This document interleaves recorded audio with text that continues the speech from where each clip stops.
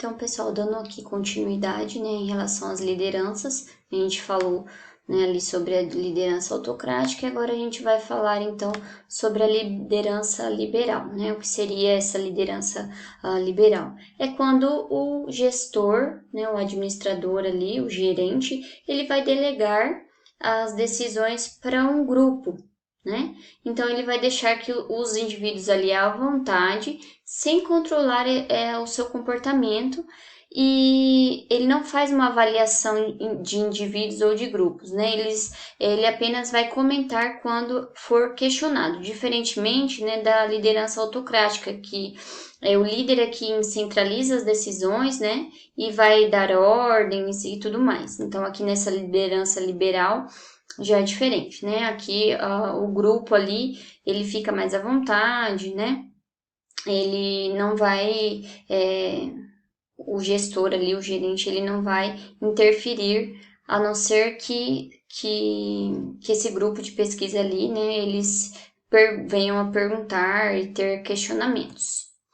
E a terceira liderança é a liderança democrática, né? Aqui o líder ele vai conduzir e vai orientar os seus funcionários, né, a sua equipe, e vai incentivar que todos participem então ali daquela decisão que deve ser tomada, né? Então aqui vai trabalhar em grupo realmente, né? Tanto o líder ali, o gestor, quanto aquele grupo de pesquisa em si que ele separou ali, né? Para resolver aquele tipo de problema. E aqui todos os problemas, então, eles vão ser analisados, eles vão ser discutidos por toda essa equipe, né? Por todo esse grupo, para então tomar uma decisão que melhor vai ser adequada para aquela ocasião e para aquela empresa, né? Então, essa decisão vai ser em conjunto, né? E aqui o líder ele vai ser o objetivo e vai limitar-se então a fazer algum tipo de elogio ou crítica.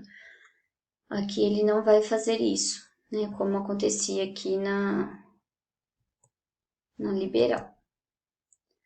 Então aqui a outra abordagem, né? Dentre as 5 aqui, a gente já falou então aqui, né? Motivação, liderança. Agora a gente vai falar aqui sobre a comunicação. Nessa teoria aqui das relações humanas, a comunicação, obviamente, né, ela é extremamente importante, né? Se os gestores ali, os líderes, né, não conseguirem se comunicar com seus funcionários, né, então qual que vai ser essa relação, né, entre essas pessoas? Então aqui essa comunicação ela é extremamente importante, né? Então o líder ele vai sempre se comunicar, né, com seus funcionários. E também os funcionários têm não tem receio, né, de ir falar com o seu líder, né? Ele é aberto, aquele funcionário ele também tem uma abertura para ir falar diretamente com o seu líder. Né? Aqui, então, a comunicação ela vai ajudar, né, claramente na qualidade e no desenvolvimento do trabalho, porque o líder está aberto, né, a opiniões, a escutar os seus funcionários. E o líder também, né, vai entrar sempre em contato com aqueles funcionários, né? Porque ali, então, as pessoas vão conseguir trabalhar de maneira mais eficiente, né? Porque eles vão conseguir entender realmente o que eles precisam fazer, por que eles precisam fazer determinada função. Então, ali a linha de produção ela vai fluir, né, perfeitamente, vamos dizer assim.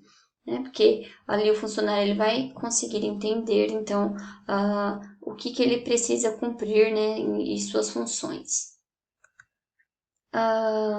Então, aqui, né, a outra abordagem, a quarta abordagem é a organização informal, né? Então, o que seria isso, pessoal? Essa organização informal, ela é formada, então, ali pelas amizades e rivalidades, né? Então, vai ter um grupo, né? Vai ter um grupo de pessoas que tem uma melhor afinidade, então vai formar os seus grupos.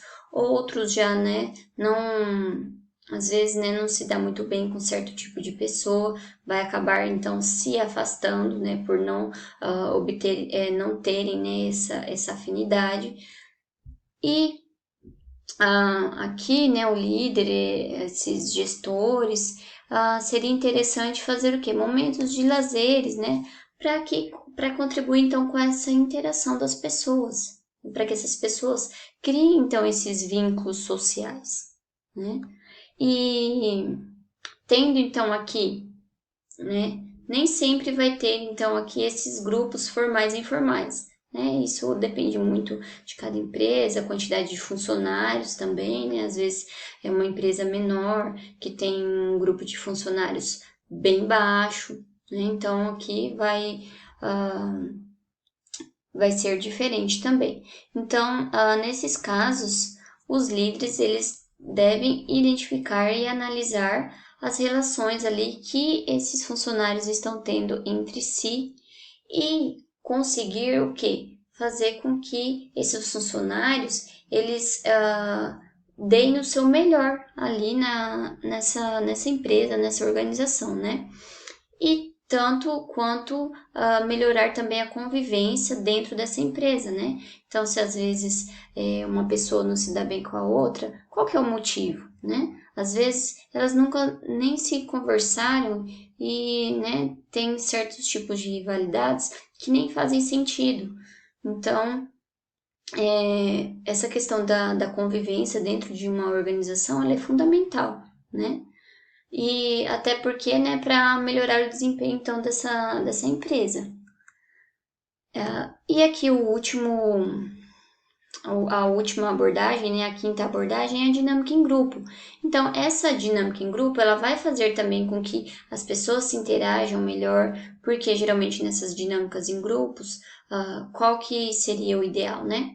Que não fiquem os grupinhos formados ali, os grupinhos que já têm a tua afinidade, né?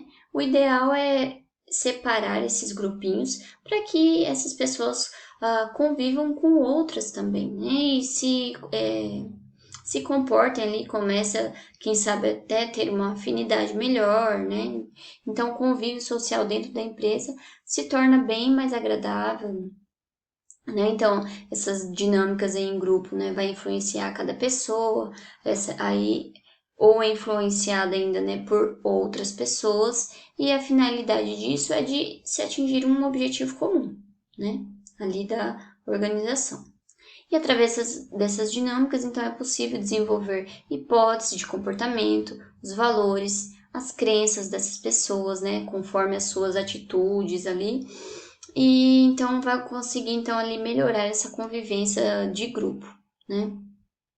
Então, o que essa para finalizar essa teoria das relações humanas, o que ela aborda? Ela aborda o nível de produção que resulta da integração social, o que determina o nível de competência e eficiência vai ser a capacidade social e não a capacidade do trabalhador em executar, como era nas teorias anteriores lá, né, com ênfase na estrutura das outras aulas que a gente viu. Então, isso aqui, né, vai influenciar também. Aqui também aborda, né, o comportamento das pessoas, né, que sofre aqui influência das orientações do grupo, a questão do fator psicológico, né, ela vai ser mais importante que a capacidade física desses trabalhadores. Então, como a gente já comentou, essa questão aqui, né, psicológica, o bem-estar psicológico, o bem-estar social dessa pessoa, ela vai importar, inclusive até mais, né, do que aquele próprio trabalho físico que aquele trabalhador tem que fazer, até porque se ele não estiver bem, né, psicologicamente e tudo mais, eles não vão conseguir exercer de maneira adequada e de qualidade, né, e de maneira produtiva ali a sua função. Grupos informais vão influenciar os grupos formais e vão contribuir para um melhor desempenho, né? E os trabalhos não devem ser repetitivos, porque eles vão se tornar monótonos, tediosos. Isso também vai afetar a negatividade na produção do trabalhador. Então, aqui aborda bastante, pessoal, a questão aqui, então, do bem-estar da pessoa, né? Aqui do bem-estar psicológico, social e tudo mais.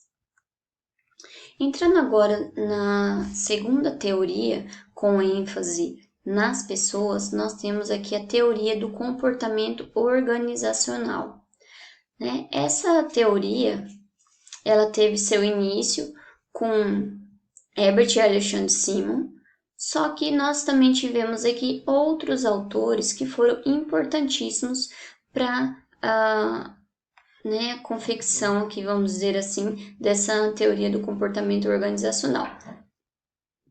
Né? E dentre o campo da motivação humana, nós temos aqui também Abraham Maslow, que a gente vai ver aqui a sua pirâmide em relação às necessidades humanas, né, as necessidades psicológicas, necessidades básicas, Frederick Chambers e David McClelland. Então, são aqui essa teoria, né, tiveram diferentes autores, diferentes idealizadores na construção dessa teoria do comportamento, teoria comportamental.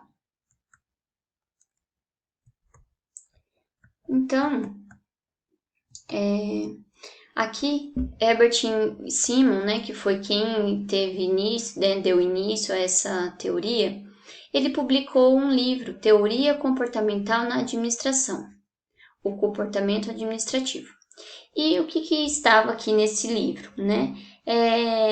Estava um ataque aos princípios da teoria clássica, que foi a teoria anteriormente, né? Lá que é com ênfase nas estruturas, e a aceitação da teoria das relações humanas, só que aqui com alguns reparos e correções. Então, essa teoria do comportamento organizacional é como se fosse uma melhoria da teoria das relações humanas, né?